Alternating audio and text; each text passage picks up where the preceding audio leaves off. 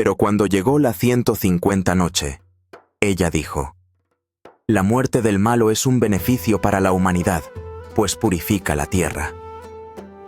Al oír estas palabras, el lobo, lleno de rabia y desesperación, se mordió una pata, pero dulcificando más la voz, dijo: oh zorro, la raza a la que perteneces es famosa entre todos los animales de la tierra, por sus exquisitos modales, su elocuencia, su sutileza y la dulzura de su temperamento. Termina, pues, este juego y recuerda las tradiciones de tu familia.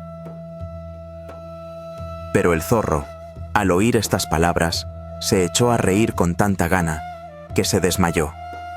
No tardó en volver en sí y dijo al lobo: ya veo, oh maravilloso bruto, que tu educación está completamente por hacer.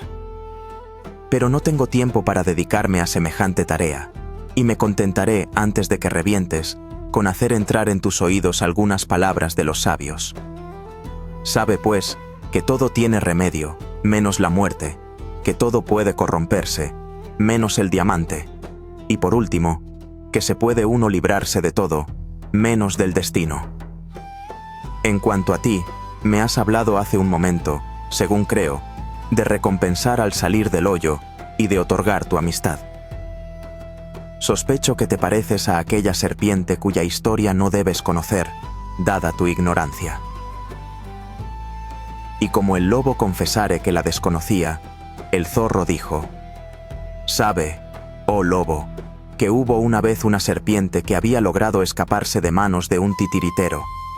Y esta serpiente, no acostumbrada a caminar por haber estado tanto tiempo enrollada en un saco, se arrastraba penosamente por el suelo, y seguramente habría sido aplastada si un transeúnte caritativo no la hubiera visto, y creyéndola enferma, movido de piedad, la cogió y le dio calor.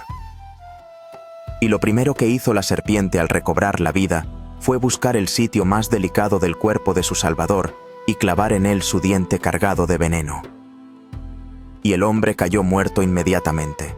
Ya lo dijo el poeta: desconfía y procura huir cuando la víbora se enrosque mimosamente. Va a estirarse, y su veneno entrará en tu carne con la muerte. Y también, oh lobo, hay estos versos admirables que vienen muy bien al caso. Cuando un niño haya sido cariñoso contigo y tú le trates mal, no te asombre que te guarde rencor en el fondo del hígado, ni de que se vengue algún día, cuando tenga pelos en el brazo. Y yo, maldito lobo, para dar comienzo a tu castigo y hacerte probar anticipadamente las delicias que te aguardan en el fondo de ese hoyo, mientras llega la ocasión de regar tu tumba como te he dicho, he aquí lo que te ofrezco. Levanta la cabeza, amigo. Y el zorro, volviéndose de espaldas, se apoyó con las patas de atrás en el borde del hoyo, e hizo llover sobre el hocico del lobo lo suficiente para ungirle y perfumarlo hasta sus últimos momentos. Y hecho esto, se subió a lo más alto de la escarpa, y empezó a chillar, llamando a los amos y a los guardas, que no tardaron en acudir. Y cuando se acercaron, se ocultó el zorro, pero lo bastante cerca para ver las piedras enormes que aquellos tiraban al hoyo y oír los aullidos de agonía de su enemigo el lobo. Al llegar a este punto, Sherazada se detuvo un momento para beber un vaso de sorbete que le alargaba la pequeña Doniazada. El rey Shahriar exclamó: ardía en impaciencia por saber la muerte del lobo. Ahora que ya ocurrió, quisiera oírte contar algo sobre la ingenua e irreflexiva confianza y sus consecuencias. Y Sherazada dijo: escucho y obedezco. Cuento del ratón y la comadreja. Había una mujer cuyo oficio no era otro que descortezar sésamo, y un día le llevaron una medida de sésamo de primera calidad, diciéndole: el médico ha mandado a un enfermo que se alimentó exclusivamente con sésamo, y te lo traemos para que lo limpies y moldes con cuidado. La mujer lo cogió, puso enseguida manos a la obra, y al acabar el día lo había limpiado y montado completamente. Y daba gusto ver aquel sésamo tan blanco. Así es que una comadreja que andaba por allí se vio tentadísima, y llegada la noche, se dedicó a transportarlo desde la bandeja en que estaba a su madriguera. Y también lo hizo, que por la mañana no quedaba en la bandeja más que una cantidad muy pequeña de sésamo. Y oculta la comadreja, pudo juzgar el asombro y la ira de la mondadora al ver aquella bandeja casi limpia del contenido. Y la oyó exclamar: «¡Ah! Si pudiera dar con el ladrón! No pueden ser más que esos malditos ratones que infectan la casa desde que se murió el gato. Como pillase a uno, le haría pagar las culpas de todos los otros». Cuando la comadreja oyó estas palabras, se dijo: «Es necesario, para resguardarme de la venganza de esta mujer, tener que confirmar sus sospechas en cuanto atañe a los ratones. Si no, puede que la tomara conmigo y me rompiera los huesos». Y enseguida fue a buscar al ratón, y le dijo: «Oh hermano, todo vecino se debe a su vecino. No hay nada tan antipático como un vecino egoísta que no guarda atención alguna a los que viven a su lado y no les envía nada de los platos exquisitos que las hembras de la casa han guisado, ni de los dulces y pasteles preparados en las grandes festividades». Y el ratón contestó: «¿Cuán verdad es todo eso, buena amiga? Por eso, aunque haga pocos días que estés aquí, me congratulo tanto de las buenas intenciones que manifiestas. Plegue a Alá que todos los vecinos sean tan buenos y tan simpáticos como tú. ¿Pero qué tienes que anunciarte?». La comadreja dijo: «La buena mujer que vive en esta casa ha recibido una medida de sésamo fresco muy apetitoso. Se lo han comido hasta hartarse entre ella y sus hijos, y solo han dejado un puñado. Por eso vengo a enviártelo. Prefiero 1000 veces que lo aproveches tú, a que se los coman los glotones de sus parientes». Oídas estas palabras, el ratón se alegró tanto, que empezó a dar brincos y a mover la cola. Y sin tomarse tiempo para reflexionar, ni advertir el aspecto hipócrita de la comadreja, ni fijarse en la mujer que acechaba, ni preguntarse siquiera qué móvil podría impulsar a la comadreja a semejante acto de generosidad, corrió locamente y se precipitó en medio de la bandeja, en donde brillaba el sésamo esplendente y mondado, y se llenó glotonamente la boca. Pero en aquel instante salió la mujer de detrás de la puerta, y de un palo hendió la cabeza del ratón. Y así el pobre ratón, por su imprudente confianza, pagó con la vida las culpas ajenas.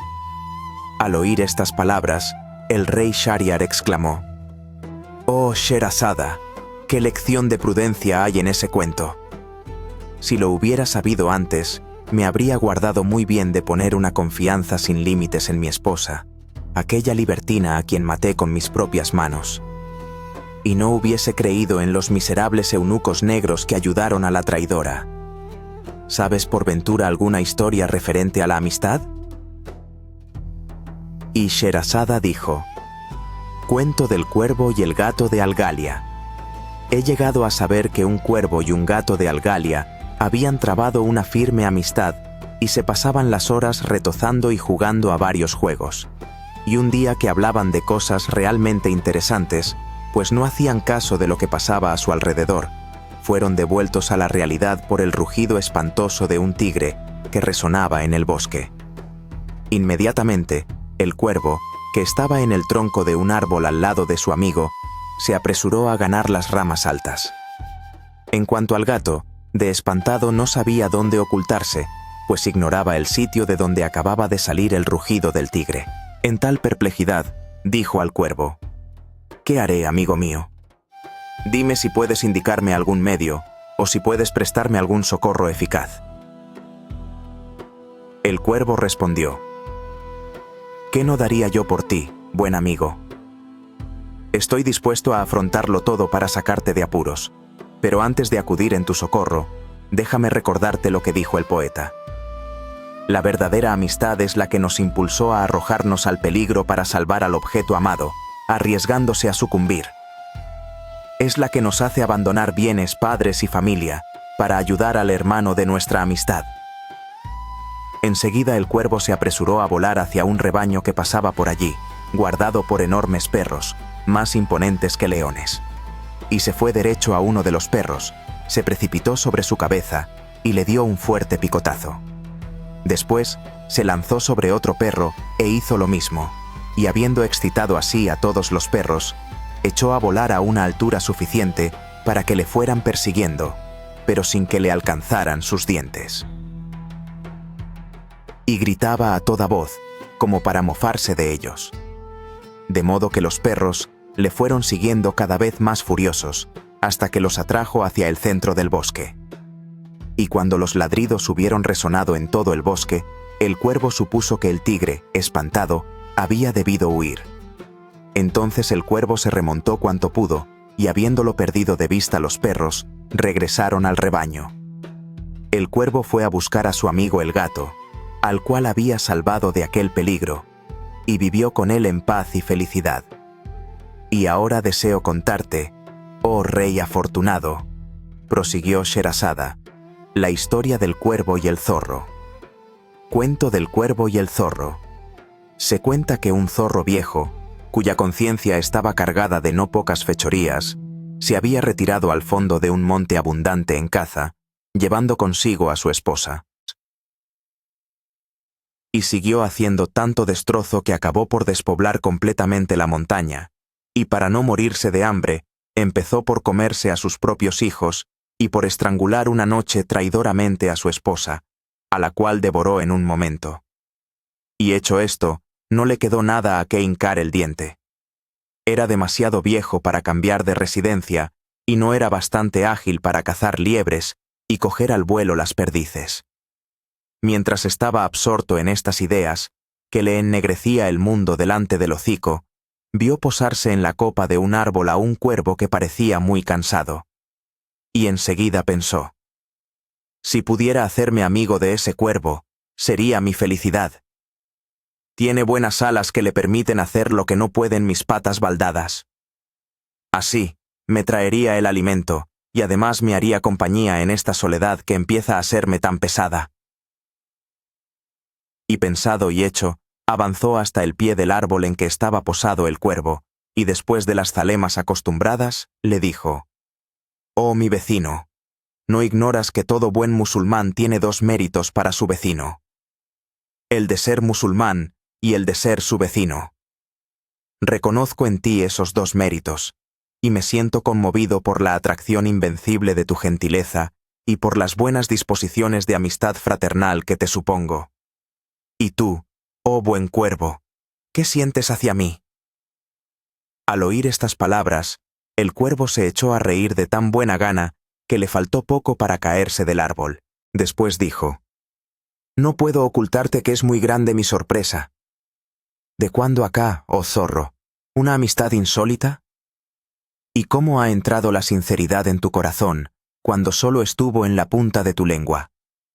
¿Desde cuándo dos razas tan distintas pueden fundirse tan perfectamente, siendo tú de la raza de los animales y yo de la raza de las aves? Y sobre todo, oh zorro, ya que eres tan elocuente, ¿sabrías decirme desde cuándo los de tu raza han dejado de ser de los que comen y los de mi raza los comidos? ¿Te sombras? Pues ciertamente no hay por qué. Vamos, zorro, viejo malicioso, vuelve a guardar todas esas hermosas palabras en tu alforja y dispénsame de una amistad respecto a la cual no me has dado pruebas». Entonces el zorro exclamó: «Oh cuervo juicioso, cuán perfectamente razonas. Pero sabe que nada es imposible para aquel que formó los corazones de sus criaturas y ha engendrado en el mío ese generoso sentimiento hacia ti. Y para demostrarte que individuos de distinta raza pueden estar de acuerdo, y para darte las pruebas que con tanta razón me reclamas, no encuentro nada mejor que contarte la historia que he llegado a saber, la historia de la pulga y el ratón, si es que quieres escucharla». El cuervo repuso: «Puesto que hablas de pruebas, estoy dispuesto a oír esa historia de la pulga y el ratón, que desconozco». Y el zorro la narró de este modo: «Oh amigo, lleno de gentileza, los sabios versados en los libros antiguos y modernos nos cuentan que una pulga y un ratón fueron a vivir en la casa de un rico mercader, cada cual en el lugar que fue más de su agrado. Ahora bien, cierta noche, la pulga, harta de chupar la sangre agria del gato de la casa, saltó a la cama donde estaba tendida la esposa del mercader, se deslizó entre la ropa, se escurre por debajo de la camisa para llegar a los muslos, y desde allí brincó hasta el pliegue de la ingle, precisamente en el sitio más delicado. Y notó realmente que aquel sitio era muy delicado, muy suave, muy blanco y liso a pedir de boca. No tenía ni arrugas ni pelos indiscretos. Al contrario, oh cuervo amigo, al contrario. Y fue el caso que la pulga se encasquilló en aquel paraje y se puso a chupar la deliciosa sangre de la mujer hasta llegar a la hartura. Sin embargo, puso tan poca discreción en su trabajo que la mujer se despertó al sentir la picadura y llevó la mano velozmente al sitio picado, y habría aplastado a la pulga si ésta no se hubiese escurrido diestramente por el calzón, corriendo a través de los innumerables pliegues de esa prenda especial de la mujer y saltando desde allí al suelo para refugiarse en el primer agujero que encontró. Esto en cuanto a la pulga. En cuanto a la mujer, como lanzar un alarido de dolor que hizo acudir a todas las esclavas, advertidas éstas de la causa del sufrimiento de su señora, se apresuraron a remangarse los brazos y a buscar la pulga entre las ropas. 2 esclavas se encargaron de las faldas, otra de la camisa y otras 2 del amplio calzón, cuyos pliegues examinaron escrupulosamente uno tras otro. Entretanto, la mujer se hallaba completamente en cueros, y a la luz de los candelabros se registraba la parte delantera, mientras que la esclava favorita le inspeccionaba minuciosamente la trasera. Pero ya te puedes figurar, oh cuervo, que no encontraron nada. Y esto es todo en cuanto a la mujer. El cuervo exclamó. Pero a todo eso, ¿en dónde están las pruebas de que me hablabas? El zorro repuso. Precisamente vamos a ello. Y prosiguió de esta manera. He aquí que el agujero en que se había refugiado la pulga era la madriguera del ratón. En este momento de su narración, Sherazada vio aparecer la mañana y se calló discretamente.